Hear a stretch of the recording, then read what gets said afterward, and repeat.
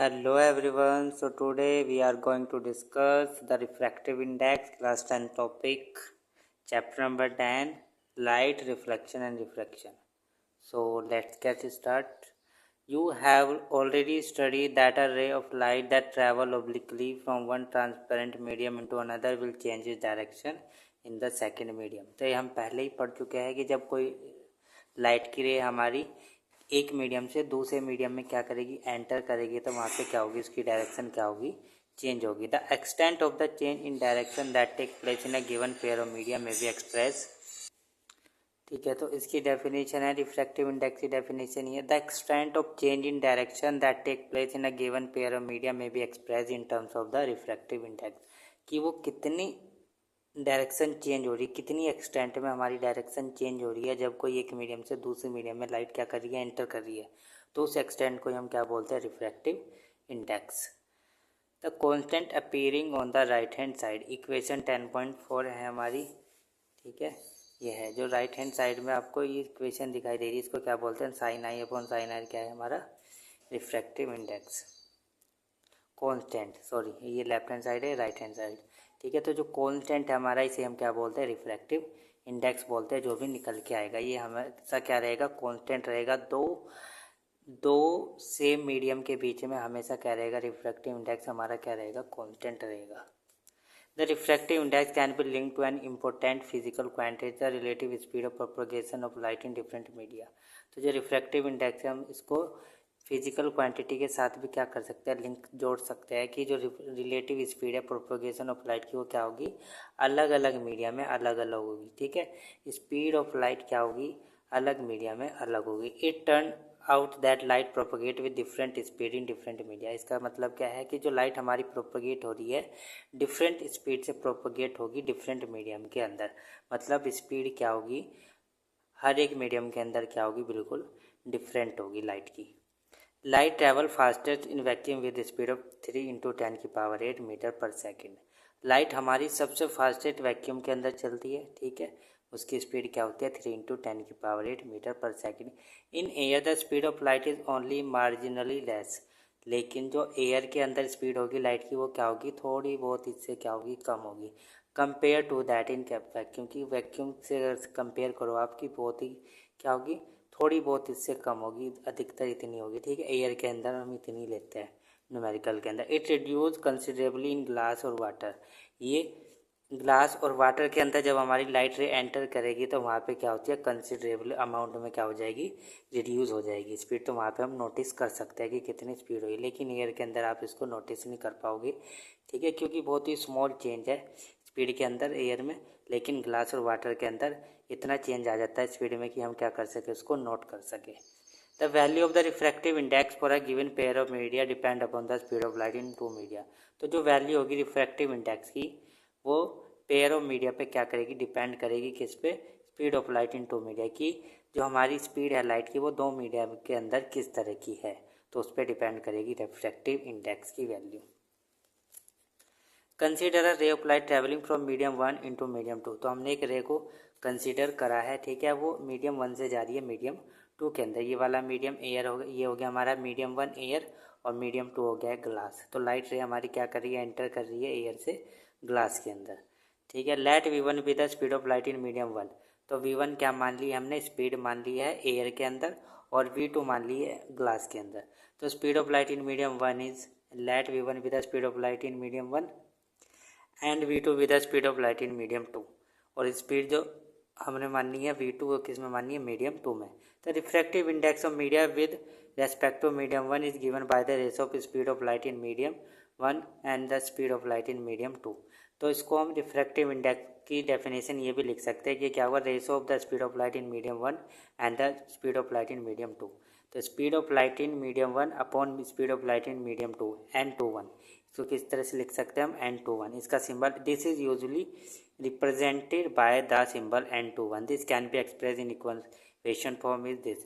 तो क्या लिखेंगे, N21. निचले वाला जो होगा वो पहले आएगा और ऊपर वाला बाद में आएगा. ठीक है, तो speed of light in medium 1 upon speed of light in medium 2 हो जाएगा V1 अपॉन V2. ये भी क्या हमारा रिफ्रैक्टिव इंडेक्स है. By the same argument, the refractive index of medium 1 with respect to medium 2 is represented by n12. इसको हम n21 की जगह n12 भी लिख सकते हैं। फिर हमको उसको कैसे लिखना पड़ेगा, इसे भी क्या करना पड़ेगा, उल्टा रिवर्स करना पड़ेगा, ठीक है, रेसिप्रोकल करना पड़ेगा। तो speed of light in medium आ जाएगा 2 इन आ जाएगा ऊपर और 1 आ जाएगा नीचे, तो क्या हो जाएगा n12। तो मतलब 1 वाला हमारा नीचे रहेगा और जो सेकंड नंबर पर आएगा 2 वो रहेगा ऊपर, तो V2/V1। तो इस तरह से भी हम इसको लिख सकते हैं, ऐसे भी लिख सकते हैं और इस तरह से भी हम लिख सकते हैं। इफ मीडियम 1 इज वैक्यूम और एयर, जब हमारा मीडियम 1 क्या होगा, या तो वैक्यूम होगा या फिर एयर होगा। Then the refractive index of medium 2 is consider with respect to vacuum. तो रिफ्रैक्टिव इंडेक्स जो होगा मीडियम 2 का हम किसके कंसिडर करेंगे, किसके रेस्पेक्ट में, वैक्यूम के रेस्पेक्ट में। This is called absolute refractive index of the medium. इसको हम क्या बोलते हैं, absolute refractive index of medium. तो ये हो जाएगी डेफिनेशन इसकी। इफ मीडियम 1 इज वैक्यूम और air then the refractive index of medium 2 is consider with respect to vacuum. जब हम क्या करेंगे, रिफ्रैक्टिव इंडेक्स किसी भी मीडियम का किसके रेस्पेक्ट में कंसिडर करेंगे, वैक्यूम के, उसको हम बोलते हैं absolute refractive index of the medium. It is simply represented by n2। इसको हम किससे रिप्रेजेंट करेंगे, n2 से रिप्रेजेंट करेंगे सिंपली, क्योंकि 1 क्या है, एयर है मीडियम, तो उसको हम सिंपल लिख सकते हैं, ठीक है। तो मीडियम 2 को लिख देंगे यहाँ पे n2। If C is the speed of light, अगर सी क्या है हमारी, if C is the speed of light in air, तो स्पीड मान ली हमने लाइट की एयर के अंदर क्या, C, and V the speed of light in medium, और वी मान ली हमने स्पीड लाइट की मीडियम के अंदर। Then the refractive index of the medium nm।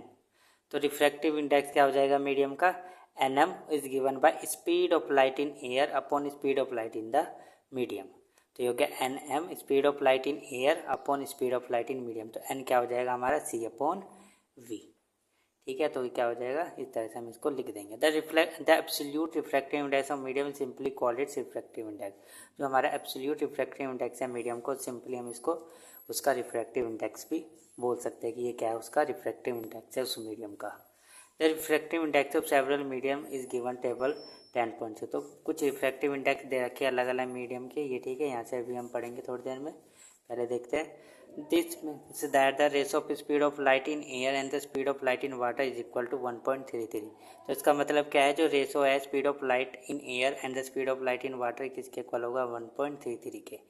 Similarly and ये हो गया table. You know that refractive index of water, की रिफ्रैक्टिव इंडेक्स वाटर का दे रखा है हमें, कितना दे रखा है, NW कितना दे रखा है, 1.33। तो इसका मतलब क्या है कि जो हमारे रिफ्रैक्टिव इंडेक्स वाटर का दे रखा है, किसके रेस्पेक्ट में दे रखा है, एयर के रेस्पेक्ट में दे रखा है, ठीक है। तो सारे जो रिफ्रैक्टिव इंडेक्स दे रखे हैं यहाँ पे मटेरियल के, वो किसके रेस्पेक्ट में दे रखे हैं, एयर के रेस्पेक्ट में दे रखे हैं, ठीक है। तो इसका रेशो क्या हो जाएगा, इसका मीनिंग क्या है कि ये रेशो है किसका, speed of light in air and the speed of light in water, इसका ये रेशो है हमारा, और ये किसके इक्वल है, 1.33 के। जैसे हमने यहाँ पे लिखा था speed of light in air upon speed of light in medium, तो यहाँ पे मीडियम कुछ भी हो जाएगा, वाटर, ग्लास, यहाँ पे आ जाएगा स्पीड ऑफ लाइट एयर ऊपर रहेगी, और जो होगा speed of light in glass, speed of light in water, ये नीचे आ जाएगा, ठीक है। तो ये क्या है, इसका रेशो है।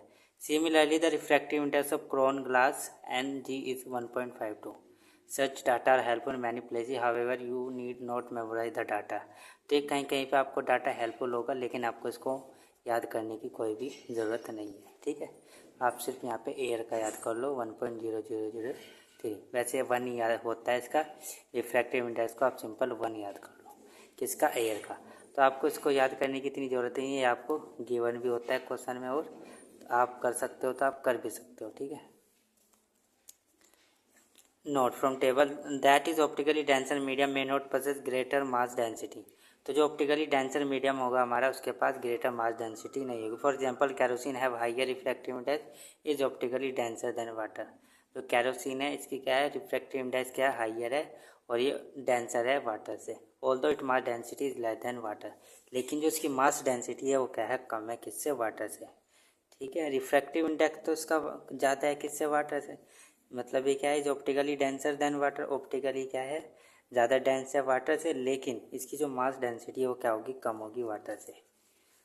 अब पढ़ते, ability of a medium to refract light is also express in terms of its optical density. ये क्या आ गई हमारी, ऑप्टिकल डेंसिटी की क्या है, ये डेफिनेशन दे रखी है हमें कि ऑप्टिकल डेंसिटी क्या होती है। तो ऑप्टिकल डेंसिटी क्या होती है? ये होती है एबिलिटी होगी मीडियम की कि वो अपने अंदर से किस तरह से रिफ्रैक्ट कर रहा है लाइट को, कि अपने अंदर से लाइट को रिफ्रैक्ट होने दे रहा है। उसी एबिलिटी को क्या बोलते हैं मीडियम की? हम ऑप्टिकल डेंसिटी की। हमारा ऑप्टिकल डेंसिटी शो कर रहा है मीडियम, अगर वो अपने अंदर से रिफ्रैक्ट होने दे रहा है लाइट को।